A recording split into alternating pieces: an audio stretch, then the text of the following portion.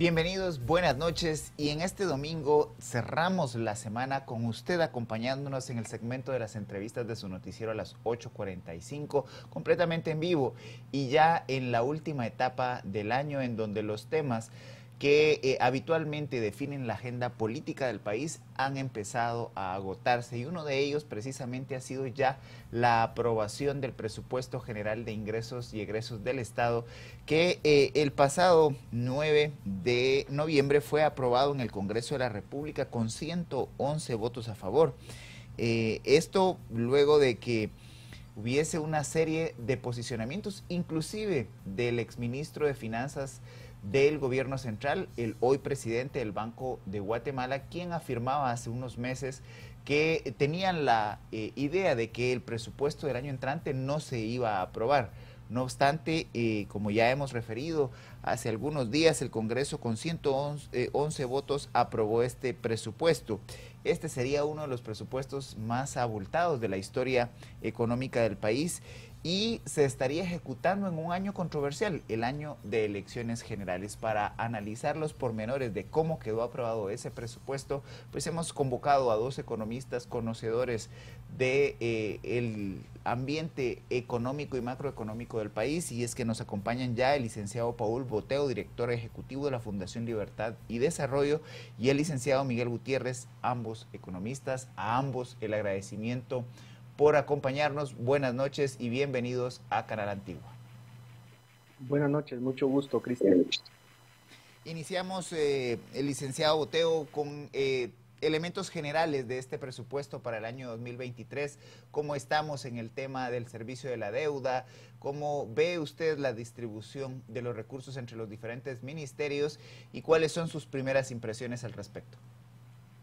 Bueno, Cristian, yo creo que este presupuesto es simplemente, como ha sido la historia de los últimos años, simplemente un movimiento inercial del gasto del gobierno. No vemos un cambio significativo en cuanto a alguna política pública innovadora. Básicamente estamos viendo, en el caso, por ejemplo, del Ministerio de Educación, sigue siendo el ministerio con más recursos, se le incrementaron recursos, pero sabemos que en los últimos años esos recursos adicionales no se han traducido en una mejor calidad de la educación, sino simplemente se están proveyendo esos recursos para el tema de los pactos colectivos. Lo mismo sucede con el tema del Ministerio de Salud, que es el otro de los ministerios que tiene la mayor parte de los recursos, que tanto en educación como en salud, que debería ser las prioridades en este país con los indicadores sociales tan complicados que tenemos, pues igual se les está incrementando, pero la mayor parte son lamentablemente en gastos operativos que no implican, por ejemplo, una expansión del servicio en el caso del Ministerio o una mayor cobertura en el caso del Ministerio de Educación o una expansión de los servicios en el Ministerio de Salud. Luego vemos, por ejemplo, que por supuesto que hay cambios en el Ministerio de Energía y Minas, porque ya no está contemplado los subsidios que se brindaron durante este año, que fueron financiados principalmente con los saldos en caja que se habían tenido del año anterior. Y por supuesto hay un cambio que creo que también hay que recalcar, que es en el Ministerio de Comunicaciones, que es un ministerio que también se le habían asignado recursos adicionales durante el 2022 con esos mismos saldos en caja, pero que para el siguiente año pasa de tener este año 8,000 millones a regresar a los 5,700 millones de quetzales, que era lo que había tenido este año originalmente previsto. Eso lo que nos hace ver es que también muchos de esos recursos adicionales que se le brindaron al Ministerio de Comunicaciones, pues simplemente fueron coyunturales y no tenían en mente una planificación estratégica para mejorar la infraestructura del país. Y luego un comentario respecto al monto total. Si bien el monto total son de 115,000 millones, se dejan apartados dos artículos que lo que nos dicen es que se van a poder utilizar, lo que no se ejecutó en los recursos del Ministerio de Comunicaciones este año, esos recursos adicionales, 3.000 millones, y luego lo que no se ejecutó de los consejos de desarrollo para el siguiente año. Entonces, el presupuesto público, de hecho, podría superar los 115.000 millones, y eso, por supuesto, que sería un monto bastante superior a los 112.000 millones que el ministro de Finanzas había propuesto originalmente. Lamentablemente, estamos viendo que se están aprobando estos recursos o este presupuesto. Usted ya lo mencionaba, Cristian, la expectativa al inicio era que no se iba a aprobar este presupuesto, pero finalmente se termina aprobando, y la sensación es que se aprueba precisamente porque hubo un proceso de repartición de recursos, sobre todo a alcaldes, a consejos de desarrollo, y entonces lo que se lee de esta aprobación del presupuesto es que simplemente fue una aprobación con fines políticos, con miras a una campaña electoral o a un año electoral, y en ese sentido pues es lamentable que los recursos de los guatemaltecos se vayan a gastar de esa forma. Licenciado Gutiérrez, los guatemaltecos nos habíamos acostumbrado precisamente a un movimiento inercial de pequeños incrementos en el monto del presupuesto. No obstante, en el 2020 hay un salto significativo de por lo menos 10.000 millones de quetzales que se le incrementan al presupuesto por el tema de la pandemia, situación que se traslada al 2021 y ahora lo vemos al 2022. ¿Esa tendencia inercial responde en alguna medida a las necesidades de la sociedad? ¿Debiera ser mayor el monto? ¿Debiera ser menor? ¿Cuál es su criterio al respecto? Buenas noches. Bueno, no fueron 10.000 millones, fueron más de 20.000 millones, lo cual fue una suma importante y que genera un cambio estructural en las condiciones de deuda del país. Tanto el ministro de Finanzas como el gobierno en general van a pasar a la historia como el país, el gobierno que más se endeudó, a el que mayor incremento de la deuda, que mayor endeudamiento generó para el país en el periodo democrático. Entonces, se dio un salto estructural en las condiciones de deuda que hubiéramos esperado posteriormente que generaran presupuestos mucho más balanceados, que no se ha dado, que estamos viendo acá, y también tenemos el periodo de gobierno con los presupuestos más opacos de la historia. El Ministerio de Educación es una caja negra, totalmente, no se ha podido auditar, no tenemos, es el gobierno que no tiene datos. Falsearon los datos de inflación, que era el único dato que había, no se generaron datos en salud, no se generaron datos en educación, se obstruyeron los informes de PNUD de las condiciones de vida de la población, no hay en COVID, no hay data, claramente se percibe algún temor de los resultados del deterioro de la calidad del gasto, tanto en educación como en salud, como en infraestructura, y infraestructura está a la vista, las carreteras quedaron destruidas después de este periodo de invierno, y es un indicador de que del severo deterioro que ha sufrido el gasto público en este periodo de gobierno y que generó el mayor monto de deuda, que es un tema que preocupa, ¿verdad? Que ahora el ministro de Finanzas, que generó la mayor deuda de nuestra historia democrática, está ahora dirigiendo el Banco Central, ya lleva dando, es una institución que lleva dando tumbos desde hace una década y media, en torno a la calidad de su dirección. Y lo que estamos viendo es más o menos precisamente lo que dice Paul, unas condiciones pues inerciales tanto en materia de transparencia como de generación de deuda. Y lo cual es ahora mucho más peligroso, ya que en Estados Unidos y en todo el mundo están subiendo las tasas de interés, y muy probablemente el servicio de deuda guatemalteco sube.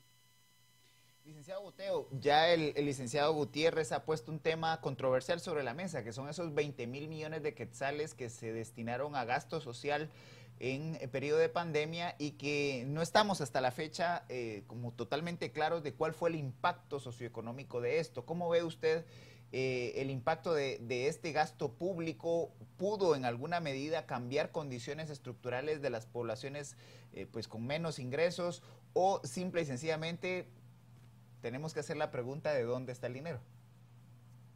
Creo que la respuesta más honesta que podemos dar, Cristian, es que no lo sabemos. Porque al final aquí se ha dado un descuido en el tema de las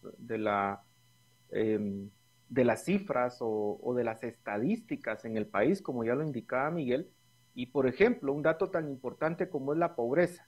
Uno se va a CEPAL, a la página de CEPAL, y ahí puede encontrar, por ejemplo, que países como Perú, como Colombia, como Chile y otros de la región han ido midiendo el tema de la pobreza de una forma bastante regular, y ellos sí tienen, por ejemplo, un impacto de cuánto subió la pobreza durante la pandemia, en algunos casos, cuál fue el efecto del gasto público para que la pobreza no subiera tanto como si no se hubiese aplicado cierto tipo de política. Entonces, ellos tienen una medición de qué es lo que sucedió durante este periodo. ¿Cuál es la tragedia para el caso de Guatemala? Es que la última medición de pobreza que tenemos es el 2014. Estamos estamos a las puertas del 2023, eso fue hace 9 años. En 9 años, por supuesto que hay situaciones que pudieron haber cambiado, como fue la misma pandemia, que fue la crisis económica más fuerte desde la Gran Depresión. Entonces, por supuesto que podemos suponer que hubieron cambios muy fuertes durante este periodo, pero el problema es que no sabemos lo que está pasando con la pobreza en el país. Y luego si nos vamos al tema del censo, que el censo también fue cuestionado después de muchos años que no se habían hecho. Entonces, aquí tenemos un problema muy grave, y es que estamos navegando a oscuras. Y la pregunta es, ¿estamos navegando a oscuras porque hay una conveniencia de navegar a oscuras, porque simplemente no se quiere medir los impactos de las políticas públicas, o simplemente es un descuido de las estadísticas en el país porque culturalmente como sociedad no hemos comprendido la importancia de medir las estadísticas? En el caso de Estados Unidos, por ejemplo, es un país que lleva más de 150 años con una tradición de estadísticas impresionantes y que básicamente miden muchos aspectos de lo que sucede en esa sociedad. Nosotros no, y es parte, creo yo, del subdesarrollo que tenemos, no solamente económico, sino un subdesarrollo también en cuanto a la calidad de las políticas públicas que podemos estar teniendo. Entonces, la respuesta más honesta es que no lo sabemos, y esperamos que sí pueda haber un enfoque hacia medir de mejor forma el termómetro social del país, de lo que está ocurriendo realmente, porque si no, pues simplemente vamos a estar gastando recursos sin tener un proceso de evaluación. Los datos son fundamentales porque nos permite evaluar, y aquí no estamos pudiendo evaluar. Licenciado Gutiérrez, un comportamiento macroeconómico totalmente paradójico. Por un lado, usted muy bien refería los incrementos significativos en materia de endeudamiento, y por otro, en el 2021 y lo que va del 2022, el nivel de recaudación de los ingresos del Estado pareciera que han superado no solo las metas, sino las expectativas que se tenían por lo menos el último quinquenio de por dónde podía ir este indicador. ¿Cómo explicar esa tendencia? Bueno, lo que hemos visto, la recaudación depende básicamente del volumen de producción que hay en el país y también del incremento de los precios de los productos. O sea, si un producto que se importa o que se comercia sube un 10%, pues el incremento del cobro del IVA, el impuesto sobre la renta, en consecuencia sube un 10%. La recaudación ha venido precisamente aumentando por encima del 10%. Lo que sucede es que la inflación, de acuerdo a algunos analistas que hemos conversado y hecho algunos cálculos, dado el falseo del índice de inflación en los últimos años, viene siendo más o menos del 18%. Entonces, la recaudación viene a incrementarse de forma nominal, como llaman los economistas a esto, debido a que la inflación está creciendo, los productos suben de valor, la gasolina subió de valor, paga más IVA. La gasolina hoy vale el doble, ahora tiene que reportar el doble de IVA. Entonces, la inflación ha generado esta ilusión de incremento de la recaudación, pero lo que están incrementando son los billetes, más no el poder adquisitivo que se ha venido deteriorando en el país. Tenemos la ilusión de la inflación que nos hace ver que todo va muy bien en términos recaudatorios, pero sencillamente está respondiendo a esta nueva realidad macroeconómica que tenemos, que es de inflación. Ahora, licenciado Boteo, esa tendencia a la inflación que ya refiere el licenciado Gutiérrez es generalizada. Hubo una inyección importante de recursos financieros en prácticamente la mayor cantidad de países en el mundo por el tema de COVID. Sin embargo, ya la inflación se ha sostenido, ha puesto pues en aprietos a la principal economía de la región, la economía norteamericana, y las expectativas para el año 2023 pareciera que se va a continuar en esa escalada inflacionaria. ¿Qué se hace entonces con 115 mil millones de quetzales cuando hay una capacidad de compra, un poder de compra o poder de paridad de compra del quetzal que se viene deteriorando aceleradamente? Bueno, yo tal vez voy a hacer aquí un matiz. Yo creo que en el 2021 la recaudación efectivamente subió y subió más de lo que subió nominalmente la economía. Es decir, en 2021 la recaudación llegó a ser 11.7% del PIB, algo que no se lograba desde el 2007. Es decir, la recaudación subió más de lo que subió nominalmente el PIB. Entonces yo creería que en ese caso, pues el efecto de una mejora, creería yo, en la gestión de la SAT, sobre todo con el tema de la introducción de la factura electrónica, tuvo un rendimiento importante en el 2021. Ahora, 2022, coincido completamente con Miguel que efectivamente lo que estamos viendo es que se está incrementando la recaudación por un tema inflacionario y eso se puede ver con un simple dato.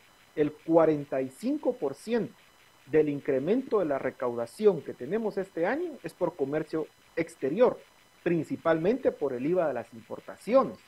¿Qué nos dice eso? Que las importaciones están subiendo, pero no porque haya más volumen, sino porque hay un mayor precio. De hecho, hay importaciones que en volumen han caído, pero obviamente en el valor que se factura ha subido porque ha incrementado el precio. Si eso lo comparamos con el IVA interno, lo que vemos es que el IVA interno no ha subido en la misma proporción que el IVA de las importaciones, y lo que nos dice entonces es precisamente ese efecto precio que estamos viendo. Pero eso lo estamos viendo este año. Yo le daría un poco de mérito, digamos, al 2021, en donde sí hubo, creo yo, un incremento de la recaudación por encima del efecto inflacionario que ya estábamos discutiendo anteriormente. Ahora, respecto a su pregunta, Cristian, yo creería que sí, estamos en un contexto macroeconómico complicado. El presupuesto pues son de 115 millones de quetzales, 115 mil millones de quetzales, pero el punto aquí creo yo es que deberíamos, más allá de los desequilibrios macroeconómicos que pudiéramos tener el siguiente año, que yo creo que hay pocos realmente para Guatemala porque tenemos niveles de deuda relativamente bajos, el déficit fiscal rondaría más o menos 2.5% del PIB, por encima de lo recomendado, por supuesto, pero la recaudación que se está estimando para este presupuesto son de 86 mil millones para el año 2023, 86 mil millones. Esos 86 mil millones posiblemente se alcancen este año, por lo que la recaudación efectiva para el siguiente año muy probablemente esté en los 93 mil o 94 mil millones. Entonces, y eso pareciera que se hace a propósito para, digamos, tener esos recursos adicionales fuera del presupuesto y que puedan tener alguna discrecionalidad para poderlos utilizar porque no fueron presupuestados y obviamente se tiene emisión de deuda y además esa recaudación extra, lo cual les da aún más poder discrecional durante el periodo electoral. Y eso es lo que precisamente creo que tenemos que enfocarnos en esta discusión. El hecho de que lamentablemente la calidad del gasto público es la que principalmente nos va a hacer más daño, más que, o la poca calidad, más que una cuestión macroeconómica que yo diría que sí va a ser muy probablemente un año difícil, pero no creo que nos lleve, por ejemplo, a una crisis fiscal o que nos lleve a una crisis de deuda, como por ejemplo está El Salvador o como por ejemplo está Costa Rica. Sin embargo, dicho eso, eso no es una excusa para que aquí sigamos incrementando la deuda y que pues nos confiemos, porque eso eventualmente sí nos puede llevar a un escenario macroeconómico complicado en mediano plazo. Licenciado Gutiérrez, ya se ha puesto también en debate el tema de que además de los 115 millardos aprobados en el presupuesto, hay posibilidades de ejecutar en el año próximo aquellos fondos que el sistema de consejos de desarrollo urbano y rural no haya ejecutado en este año 2022, y a eso sumarle el tema del manejo de la caja fiscal para ampliarla a la población. Realmente estamos teniendo un presupuesto muy superior a todo lo planificado y a todo lo observado, por lo menos en la última década. ¿Cómo se maneja y cómo se juega con eso de la caja fiscal? Sí, lo que estamos viendo acá es que no están dejando ningún espacio para no raspar lo que llaman los políticos raspar la olla. O sea, no quieren dejar, pero nada para el próximo gobierno. Y de hecho, el tema de la caja, para explicarlo un poco al público en general, es que en los primeros meses la recaudación, enero, febrero y marzo, las importaciones son relativamente bajas. La gran recaudación se da a fin de año. Por eso es que se debe de heredar una caja que vendrá siendo prudentemente de unos 7,000 millones para poder trabajar de acuerdo a lo presupuestado. O sea, se necesita que cada año queden unos 7,000 millones, 8,000 millones, para que el gobierno empiece a funcionar en enero, febrero y marzo sin tener que incurrir en deuda de corto plazo. Sin embargo, lo que estamos viendo aquí es que no quieren dejar absolutamente, pero nada en la olla, ¿verdad? O sea, lo que pareciera ser es que no va a haber caja para el próximo año, no va a haber de dónde obtener recursos, ni de lo que ni siquiera de lo que no se ejecute por los fondos. Y efectivamente hay una sobreestimación de la meta fiscal para tener flexibilidad y poderlo gastar pues prácticamente en lo que les da la gana. Paul tiene razón en el tema del año 2022, que la recaudación incrementó de una forma espectacular,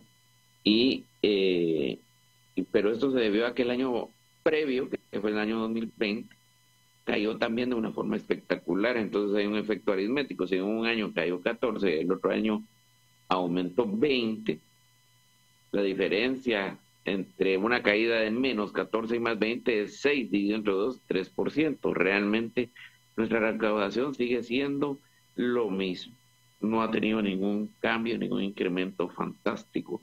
O sea, manejar los números de esa forma, la aritmética, dadas las condiciones económicas que se dieron en el tiempo de la crisis del COVID, es fantasioso, ¿verdad? La recaudación sigue siendo la misma, no hay incrementos maravillosos, y lo que se está haciendo es precisamente flexibilizar la meta de recaudación para tener un espacio de manejos relativamente antojadizos del presupuesto y sin candados que en algunos momentos, en algunos gobiernos, se dieron algunos candados para poder mantener cierta transparencia. Ahorita definitivamente es un crayón de cera, básicamente, lo que está atrancando la puerta para, en términos de transparencia, poder ejecutar el gasto.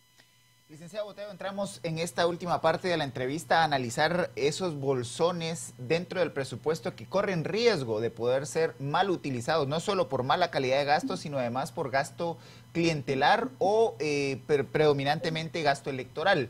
¿En dónde usted ve mayores riesgos? ¿Cuáles son las alertas que deben encender luces rojas desde la población para poder tratar de poner atención a cómo se gasta el dinero público? A ver, yo solo quiero hacer un comentario con lo que decía Miguel respecto a la recaudación. Hay una forma muy fácil de poder corroborar si estamos aquí ante un efecto rebote en el 2021 y un efecto aritmético, como mencionaba, y es muy fácil compararlo la recaudación respecto del PIB, y por eso yo decía en el segmento anterior, la recaudación como porcentaje del PIB llegó a 11.7% en el 2021. Eso nos coloca en lo mismo que teníamos en el 2010, en el 2007, que fue el máximo que alcanzamos, digamos, en los últimos 25 años. Entonces, sí, el 2021 hay que aceptarlo, los datos nos lo dicen, que fue un año que respecto al PIB, y con eso nos libramos de la fantasía, digamos, que nos puede dar el haber caído en el 2020, sí se tuvo un incremento de 11.7%. Ahora con Miguel creo que coincidimos que 2022 efectivamente es lo que ya explicamos respecto a el efecto de precio de las importaciones. Respecto a los bolsones, yo creería que ahí lo más peligroso es el hecho de que se le haya asignado tantos recursos a los consejos de desarrollo y luego también un bolsón bien importante para los alcaldes. Y es que la estrategia que se está utilizando en esta ocasión es construir una base electoral en el interior, teniendo a los alcaldes como aliados. Y el presupuesto, digamos, ha reflejado esa estrategia. Entonces creo que ahí es donde deberíamos de ponerle muchísima atención. Lamentablemente sabemos que los consejos de desarrollo fueron creados con una visión de descentralizar las decisiones de política pública respecto a la infraestructura, que no fuera una cuestión centralizada y que fueran funcionarios que en principio están muy lejos de la realidad del interior y que fueran las comunidades las que decidieran cómo se iba a hacer o cuáles eran sus necesidades de proyectos. Ese ideal se terminó lamentablemente tergiversando y hoy vemos que, digamos, esos consejos de desarrollo son nominados principalmente por diputados, por alcaldes, por gobernadores y que son mal utilizados esos recursos. Y ahí es donde yo creo que hay un bolsón importante al cual tenemos que ponerle muchísima atención. Como decía en el tema del ministerio, del MISIBI, al contrario, ahí se le redujeron esos fondos, pero por supuesto aquello que no se ejecutó este año va a ser ejecutado el siguiente año. Entonces, de todas formas, ahí también hay una cuestión discrecional al cual le tendríamos que poner atención. Pero creo que, y por supuesto, está también el tema del Ministerio de Educación que ya se mencionaba con anterioridad, aunque en ese caso lo que tenemos es que está amarrado precisamente a esos compromisos que se hacen con el sindicato que tiene cooptado ese ministerio durante pues más de 2 décadas. Entonces, creo que esos son los puntos sensibles en los cuales tendremos que ponerle atención. Licenciado Gutiérrez, recordándole a la audiencia también que en épocas pasadas los alcaldes acostumbraban en año electoral poner la primera piedra de las obras que no habían hecho durante 3 años, inaugurar un chorrito o generar cualquier tipo de expectativa de gran infraestructura, pero la estrategia era poner la primera piedra aunque nunca se ejecutara. Pero a partir del 20 de enero próximo, cuando haya convocatoria de elecciones generales, ningún alcalde podrá inaugurar nuevas obras tratando de con ello convencer a su capital electoral. ¿Cuáles son los riesgos entonces que se corren en gastos, en mala calidad del gasto para el año entrante a partir de las asignaciones que ya ha hecho referencia el licenciado Boteo, que se le han trasladado a los alcaldes o al sistema de consejos de desarrollo urbano y rural? Pues básicamente lo que estamos viendo es que se está adaptando el presupuesto a las voluntades electorales y a la agenda que tiene el Ejecutivo en torno al formato de abordaje que tiene en torno a lo que sería su eventual reelección, ¿verdad? Están básicamente apuntando todos los cañones hacia el mismo punto, que es la búsqueda de alguna forma buscar la reelección del gobierno, ¿verdad? Estamos ante el presupuesto más opaco de la historia. Solamente, o sea, que el año pasado era el más opaco y el año pasado era el más opaco. Este definitivamente es el más opaco, y lo que estamos viendo es que se está adaptando a las voluntades electorales que tiene el Ejecutivo en torno al proceso electoral. Ahora, licenciado Boteo, en esa dinámica que ha planteado ya el licenciado Gutiérrez, ¿cómo generar contrapesos? Precisamente porque hay que evitar lo que esa frase que circuló en su momento de que el dinero ya está, gástenselo. ¿Cómo evitar que aunque hay recursos, que aunque ya se aprobó un presupuesto, esos recursos que han sido pues presupuestados no sean mal utilizados y que en definitiva sean pan para hoy y hambre para mañana? Aquí hay una tragedia, Cristian, y es el hecho de que, por ejemplo, la institución que está llamada precisamente a fiscalizar los gastos del gobierno, que es la Contraloría General de Cuentas, es una institución que desde hace ya bastante tiempo, las últimas 2 décadas por lo menos, ha estado bajo la influencia del mismo poder político. Y básicamente la Contraloría General de Cuentas se ha convertido en una institución que puede ser muy estricta con aquellos que son los enemigos de quienes están en el poder en ese momento y ser amigos de quienes precisamente ostentan el poder. Y esa es la tragedia, que al final nos hemos quedado sin una institución clave como es la Contraloría General de Cuentas. Al final hay un nuevo Contralor, no sabemos realmente cuál va a ser la visión que va a tener hacia el próximo año. Sin embargo, a pesar de muchos de los esfuerzos que se hacen en las comisiones de postulación, sabemos que las influencias terminan finalmente dándose. Entonces aquí ese instrumento que es la Contraloría General de Cuentas, pues se ha perdido en Guatemala desde hace mucho tiempo, como insisto. ¿Qué queda al final? Lo que queda es que las organizaciones de sociedad civil puedan realizar esa labor de fiscalización con la información que se tiene disponible. También los medios de comunicación tienen que jugar ese rol, porque de otra forma, pues esos pesos y contrapesos que originalmente se diseñaron para el país, lamentablemente están atrofiados. Y eso nos deja en una situación bastante vulnerable para los ciudadanos en general. Y tal vez aprovechando el tema de que, digamos, que fueron de los cambios a último momento que se dieron, y hablando de temas electorales, habría que decir que, por ejemplo, uno de los cambios que se dieron, o de las instituciones que se vieron beneficiadas con cambios a último momento dentro del presupuesto, fue el Tribunal Supremo Electoral, a quienes se le dieron bastantes cientos de millones más, con un presupuesto que va a tener de más de 1.000 millones, 1.200 millones para el próximo año electoral. Lo cual preocupa, porque sabemos que el Tribunal Supremo Electoral está, planificando la compra de un software que ha resultado bastante polémico y que ha sido cuestionado por varias organizaciones de sociedad civil y que suma, digamos, a este clima de incertidumbre que está alrededor del próximo año. Licenciado Gutiérrez, preocupaciones complementarias a lo que ya se ha discutido, el pago a exmilitares, posibles aumentos salariales que siempre en año electoral se instrumentalizan para tratar de tener un capital electoral. ¿Cuáles son otros de los elementos que usted considera que hay que ponerles atención para evitar que, pues para evitar caer en la trampa del clientelismo político? Bueno, la trampa del clientelismo político yo creo que es un poco tarde.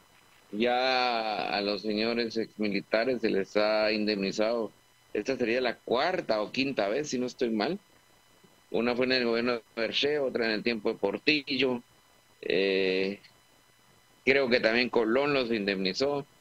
Al final cada gobierno los indemniza de alguna u otra forma y salen combatientes cada vez más jóvenes, incluso que nacieron después de la firma de la paz, ¿verdad? Entonces estamos viendo que esto se ha vuelto un botín, una extorsión, donde hay complacencia en términos electorales, y evitar esto ya es un poco tarde, porque todas las voluntades están alineadas para volver este presupuesto lo que es, ¿verdad? Un botín. Ya en la etapa de cierre y para escuchar sus conclusiones, el licenciado Boteo, ¿alguna posibilidad de rescatar el buen uso de esos recursos? Bueno, como indicaba Cristian, yo creo que eso quedará en manos de la sociedad civil y de los medios de comunicación. Eh, por supuesto que uno siempre puede hacer el llamado a la Contraloría General de Cuentas para que pueda ejercer esa labor, pero pues sería una cuestión bastante fuera de lo común, dado la actuación que hemos visto de esa institución durante las últimas décadas. Pero yo creería que tal vez como reflexión final, yo diría, es interesante cómo se creía que este presupuesto no iba a ser aprobado. De hecho, el, las adecuaciones que se dieron o las ampliaciones que se dieron durante este año tenían como mira precisamente prepararse para una situación en la cual no fuera a ser aprobado ese presupuesto y tener un techo más alto, que fue el incremento que se dieron en algunos meses, pero al final se termina aprobando y esto sí es algo fuera de lo común de los últimos, por lo menos 3 gobiernos que enfrentaban una oposición férrea durante el último año electoral, pero que en esta ocasión no se dio. Y tiene 2 consecuencias. Uno, el hecho de que la negociación, porque no estamos ante los gobiernos de los 90 que tenían aplanadoras y que lograban esto con la aplanadora que tenían. No, sino que esto se logró con una negociación muy fuerte que tuvo un costo muy alto para los contribuyentes, que es precisamente esa repartición de recursos que se dio, pero por otra parte también va a tener un ciclo electoral, el déficit fiscal, un déficit que ya venía, digamos, descendiendo porque ya había caído, digamos, la emergencia del COVID y que se suponía que se iba a consolidar las cuentas fiscales, pero que ahora vamos a tener posiblemente un incremento del déficit fiscal por motivos electorales. Eso lo mirábamos en los 90, principios del 2000, no lo habíamos visto casi en la última década, repito, porque los gobiernos no tenían esa planadora, pero en esta ocasión se dio y creo que en ese sentido pues estamos retrocediendo. Licenciado Gutiérrez, sus conclusiones. No nos hagamos muchas ilusiones en torno a los